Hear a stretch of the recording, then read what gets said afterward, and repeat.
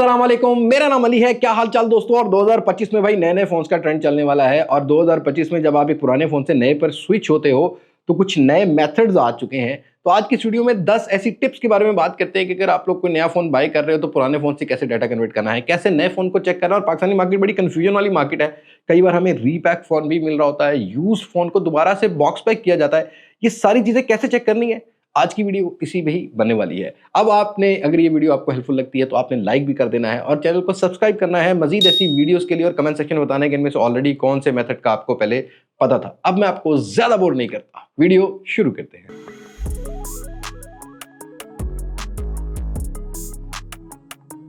अब भाई सबसे पहली टिप की बात करते हैं तो सबके लिए इंपॉर्टेंट होता है डाटा, जो कि पुराने फोन में बहुत ज्यादा हो जाता है, जिसकी वजह से फोन स्लो होता है और हम नए फोन की तरफ जा रहे होते हैं या पुराना फोन टूट भी जाता है।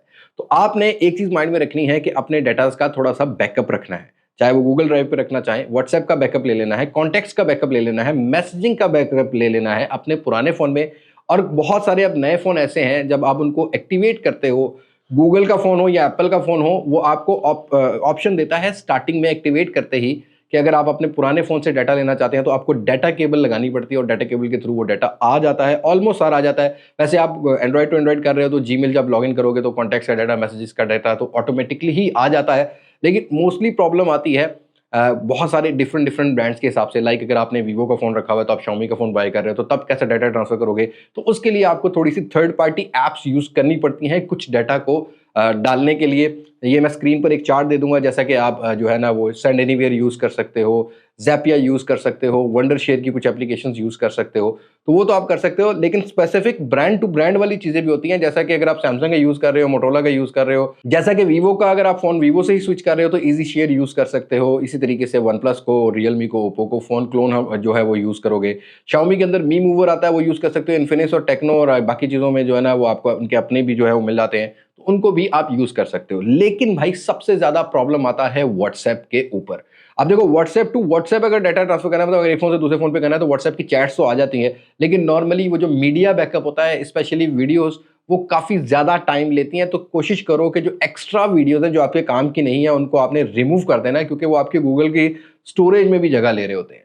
तो उसके लिए आपको जस्ट केबल से कनेक्ट करके या वायरलेसली भी आप चैट जो है ना वो कन्वर्ट कर सकते हो। दूसरे फोन में आपने अपना जो है ना वो नंबर डालना है और पहले वाले फोन के अंदर चैट ट्रांसफर वाला ऑप्शन जो मिलता है जब आप व्हाट्सएप को लॉगिन कर रहे होते हो, उसके साथ आपने इसको QR कोड से स्कैन करना है। फिर आपकी व्हाट्सएप की चैट्स और कुछ इमेजेस जरूर आ जाती हैं, लेकिन अगर आपको वीडियोस लेनी पड़ेंगी, जैसा कि सबसे बड़ा प्रॉब्लम आता है एक एंड्रॉयड यूजर को iOS पे जाते हैं और एक आईफोन यूजर को एंड्रॉयड पर आते ही मसला आता है। उसके लिए कुछ आपको पेड सॉफ्टवेयर लेने पड़ेंगे, जैसा कि डॉक्टर फोन है, इसी तरीके से और भी कुछ एप्लीकेशंस आती हैं, वो आपको लेनी पड़ेंगी, जिसकी 4 से 5 हज़ार रुपए की सब्सक्रिप्शन है। फिर ही आप प्रॉपर व्हाट्सएप का डाटा जो है वो iPhone to Android, Android to iPhone कर पाओगे। अदरवाइज एंड्रॉयड टू एंड्रॉयड आपको कोई इशू नहीं मिलेगा, iOS टू iOS कोई आपको इशू देखने को नहीं मिलेगा। और मोस्ट इंपॉर्टेंटली ये डाटा बैकअप के लिए भाई जो नए यूजर है ना, अभी पाकिस्तान में बहुत सारे ऐसे यूजर हैं जो कि अपना ईमेल बना तो लेते हैं लेकिन पासवर्ड सेफ नहीं रखते, मतलब याद नहीं रखते, और बाद में उनको इमरजेंसी चेंज करना पड़ता है तो पुराना वाला पासवर्ड भी याद नहीं आ रहा होता। तो जब भी आप एक ही ईमेल आईडी बनाओ, वो आपकी जो है ना वो आइडेंटिफिकेशन है। जैसे आईडी कार्ड नंबर होता है ना, वैसे ईमेल भी आपकी आइडेंटिटी है। उसका पासवर्ड और email address proper spelling check करके कहीं ना कहीं नोट डाउन रखो, ताकि डाटा जब कन्वर्ट करना हो तो अगले वाले फोन के अंदर जब आप अपना वही ईमेल डालोगे तो काफी सारा डाटा तो ऑटोमेटिकली मिल जाएगा। और गूगल स्टोरेज थोड़ी सी बाय कर लो। अगर आप एंड्रॉइड फोन यूज करते हो, साल का अराउंड कुछ 2000-2500 रुपए एक्सपेंस आता है। उससे यह है कि आपको 100 GB का डाटा कन्वर्ट नहीं करना पड़ेगा, ऑटोमेटिकली आपके क्लाउड स्टोरेज पे पड़ा होगा। जब आप लॉगिन करोगे दूसरे फोन में तो आपका वो स्टोरेज डाटा वहीं पर रहने वाला। अब अगले पॉइंट की बात करते हैं। तो भाई सबसे पहले जब भी कोई फोन बॉक्स पैक अगर आप खरीदते हो, उसको लेके वाईफाई से अटैच डाटा कन्वर्ट कर लिया, वाईफाई से अटैच जरूर करना। और अटैच करने के बाद आपने सिंपली देखना है कि कोई अपडेट, सिक्योरिटी पैच लेवल वगैरह तो नहीं आया हुआ। उससे ये है कि आपका फोन के अंदर कोई, मतलब नॉर्मली कंपनीज दे तो देती हैं, लेकिन कुछ ऐसे फोन होते हैं जो 1 महीने बाद बिक रहे होते हैं तो वो बॉक्स पैक है, लेकिन उनके अंदर वो अपडेट रोल आउट होती है, जिससे कुछ जो प्रॉब्लम्स हैं, कुछ जो ब्लॉटवेयर्स होते हैं उनको फिक्स किया जाता है। जो थोड़ी स्पीड स्लो मिलती है ना खोलते ही, वो आपको देखने को मिलेगी। तो अपडेट्स को रेगुलर आपने चेक करते रहना। और नया फोन ले लिया है तो अमूमन ऐसा होता है कि नए फोन के अंदर जो बैटरी होती है ना, उसको 100% उस तरीके से चार्ज नहीं किया जाता। उसका चार्जिंग साइकिल पहले वाला जो है ना वो कंप्लीट आप किया करो। तो एटलीस्ट अगर वो फास्टेस्ट चार्जिंग के साथ भी आता हो तो पहली दफा उसको तकरीबन 2 से 4 घंटे लगा के फुली एक दफा सेल्स को फुल कर लिया करो। ऑल्दो जो है ना वो बैटरियां बहुत एडवांस हो गई हैं, जैसे कि सिलिकॉन कार्बन की आ रही हैं और लिथियम आयन वाली बैटरीज हैं, बट फिर भी पहले सेफ एंड पर एक साइकिल एटलीस्ट 2 से 4 घंटे का अपने नए फोन को जरूर दिया। और भाई मोस्ट इंपॉर्टेंटली उन लोगों के लिए जो कि अमूमन जो है ना मार्केट में जाते हैं और उनको कोई रिटेलर कोई ऐसा फॉल्टेड फोन पकड़वा देता है जो कि घर आके पता लगता है और बाद में जब वापस करने जाते हैं तो कहता है भाईजान मैं तो पैसे कटांगा, क्योंकि तुसी तो चेक करना सी थे मौके तो चेक करना सी एलसीडी वगैरह नो। तो भाई ये कुछ मैं कोड्स आपको दे रहा हूँ, सैमसंग का अलग से है, वन प्लस का अलग से है, ये आप यहाँ वीडियो को पॉज करके स्क्रीनशॉट जरूर ले सकते हो। ये कोड अप्लाई करके आप चेक कर सकते हो कि उसका speaker, proximity sensor, gyro, vibrator, haptics, ये सभी चीजें इनमें आपको मिल जाती हैं। तो डेफिनेटली एक दफा फोन बाय, चाहे यूज भी बाय कर रहे हो तो ये डिफरेंट कंपनीज के डिफरेंट कोड आते हैं, इनके ऊपर आपको जो है ना वो कोड अप्लाई करके जरूर चेक कर लेना है कि स्क्रीन कैसे काम कर रही है और बाकी कलर्स वगैरह कैसे मिलते हैं। और मोस्ट इंपॉर्टेंटली जब आप यूज फोन लेते हो तो स्क्रीन के डिफरेंट कलर जब करोगे तो उसके अंदर वो जो बर्निंग वाला इशू होता है ना, जिसको शेड बोलते हैं हम लोग देसी लैंग्वेज में, वो आप चेक कर सकते हो कि किसी फोन में शेड है भी कि नहीं। और ये है भाई मेन मुद्दा जिसकी वजह से सबसे ज्यादा प्रॉब्लम आती है। अमूमन कंपनीज जो है ना वो कुछ प्रमोशनल सेल्स जनरेट करने के लिए, ज्यादा सेल्स जनरेट करने के लिए मार्केट में अपने ज्यादा स्टॉक को ऑफर करती हैं। जैसा कि अगर आप देखोगे ना तो मतलब अभी प्राइस कट जो लगे हैं वो इसी वजह से लगे हैं कि एक डीलर को बोला भाई 300 पीस उठा लो, लेकिन हमें एक्टिवेशन 3 दिन के अंदर चाहिए। वो फोन को एक्टिवेट करता है लेकिन बेचता पार्शली थोड़े से टाइम से बिकते हैं या होलसेलर्स के से फिर रिटेलर्स पे जाते हैं, एक चैनल के थ्रू जाते हैं। ऐसे फोन अगर 2-4 दिन 5 दिन पहले एक्टिवेट हुए हैं तो फिर तो चल जाएगा। लेकिन कई बार ऐसा होता है कि कुछ फोन्स लोग बॉक्स पैक लेके जाते हैं और उनको पसंद नहीं आता और वो रिटेलर को वापस कर देते हैं, रिटेलर उसको दोबारा से रीपैक कर देता है। तो आई थिंक ये थोड़ी सी ज्यादती भी हो जाती है कस्टमर के थ्रू। अगर कोई रिटेलर देख रहा है तो भाई ऐसा मत करो, अपनी रोजी भी हराम कर रहे होते हो आप। लेकिन आप ऐसे फोन को चेक कर सकते हो कुछ डिफरेंट तरीकों से। अब पाकिस्तान के अंदर किसी भी फोन की अगर आपने वारंटी या एक्टिवेशन डेट चेक करनी है तो अगेन मैं स्क्रीन पर दे देता हूं। सैमसंग को चेक करना है या आपने चेक करना है Xiaomi के फोन को, तो IME24 पर जाके आपने अपने फोन का जो IME नंबर है उसको ही डालना है। और उसके साथ साथ आपने रियलमी चेक करना है तो रियलमी के अंदर जो है ना वो आपको वारंटी मिलती है, वारंटी चेक फोन के अंदर ही, वीवो के अंदर भी फोन के अंदर मिल जाती है, ओप्पो के अंदर भी फोन के अंदर ही मिल जाती है, इन्फिनिक्स के अंदर कॉल केयर, इन्फिनिक्स और टेक्नो के फोन को कॉल केयर पे जाके आपने IME नंबर देना है और IME सिंपल स्टार है 06 हैश करके निकलता है। और एक और चीज पाकिस्तान में एक और मसला है कि PTA अप्रूव्ड है कि नहीं। देखो रियलमी, ओप्पो, वीवो, Xiaomi के फोन में ये प्रॉब्लम नहीं देखा है, लेकिन इन्फिनिक्स और टेक्नो के फोन जो है ना वो इजीली पैच भी हो जाते हैं। और हमने जब ये स्टॉक की शॉर्टेज देखी थी ना, इंपोर्ट पे जब बैन लगा था, तब बहुत सारे फोन पैच करके बॉक्स पैक ही बिक रहे थे। तो आपने स्टार है 06 हैश करके आपकी ये जो 2 IME नंबर स्क्रीन पर आ रहे होते हैं, PTA की DIRBS वेबसाइट है या एप्लीकेशन डाउनलोड कर लो, वहां से क्रॉस चेक करना है कि भाई ये वही फोन है जो मैंने लिया है कि नहीं। अगर इन्फिनिक्स का फोन होगा तो इसका एक सेटिंग में जाके ना अबाउट सेक्शन में सभी कंपनीज का एक मॉडल नंबर भी आता है, यूनिक मॉडल नंबर, न्यूमेरिक होता है वो आपने क्रॉस चेक करना है कि ये वही फोन है, नहीं तो आपको जो है वो थूक लग सकता है। और भाई बहुत सारी कंपनीज को हम लोग क्रिटिसाइज करते हैं कि ब्लॉटवेयर्स बहुत आते हैं, लेकिन वो तो जबरदस्ती देते ही देते हैं। लेकिन आप क्यों जबरदस्ती इंस्टॉल करते हो?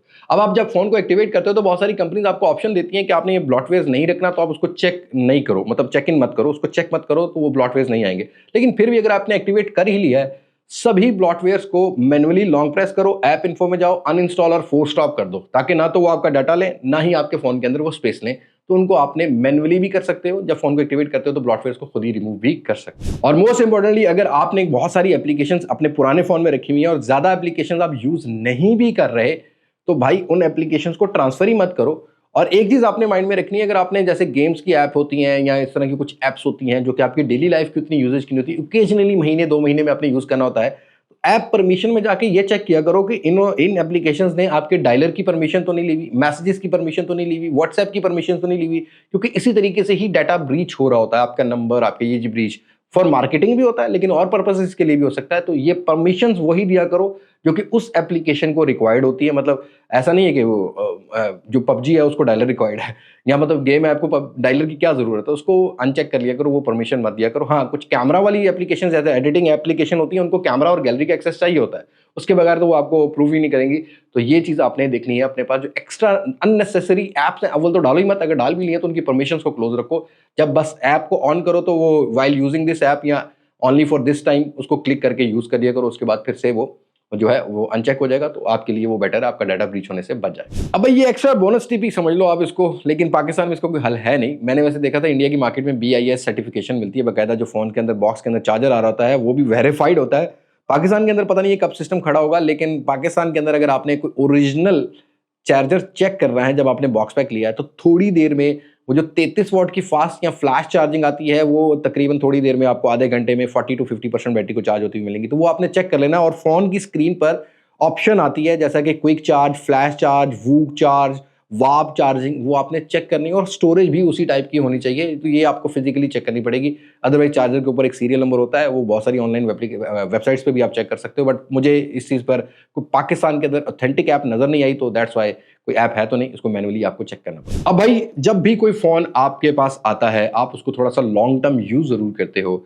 बट मैं ये कहता हूँ कि आपको विद इन 3 या 4 मंथ्स एक बैकअप ले लेना चाहिए, चाहे आप एक एक्स्ट्रा हार्ड डिस्क ले लो एसएसडी वाली, या आप अपने कंप्यूटर या लैपटॉप में एटलीस्ट अपने फ़ोन का बैकअप मस्ट रखो। खुदा ना ख्वास्ता फ़ोन टूट जाए, गुम जाए या चोरी हो जाए तो आपका जो डाटा है एटलीस्ट वो सेफ रहना चाहिए। या अगर आपके पास बहुत पुराना कोई यूज़ फ़ोन पड़ा हुआ है तो एटलीस्ट उसको आप इस तरीके से यूज़ कर सकते हो कि उसके अंदर अपना डाटा सेफ रख सकते हो। लास्ट नॉट द लीस्ट, सबसे ज़्यादा प्रॉब्लम ये डाटा वाले में ही आता है और मैं पहले भी बता सकता था, लेकिन ये यहाँ थोड़ा-सा बैठता था तो मैंने लास्ट में बना लिया है। अब आप जब भी कोई फ़ोन परचेज़ करते हो, ईदर वो नया है, ईदर वो यूज़्ड फ़ोन है, सबसे पहले तो व्हाट्सएप का प्रॉब्लम आता है क्योंकि इन ऐप भी वेरिफिकेशन आजकल आती है और यूज़र नेम ज़रूर बना के रखो ताकि यूज़र नेम से भी आप लॉगिन कर सको। लेकिन दूसरे फ़ोन को लेते ही अगर आपने डाटा वगैरह कर लिया है, व्हाट्सएप लॉगिन कर लिया है, तब अपने पुराने फ़ोन से व्हाट्सएप को लॉग आउट होने देना।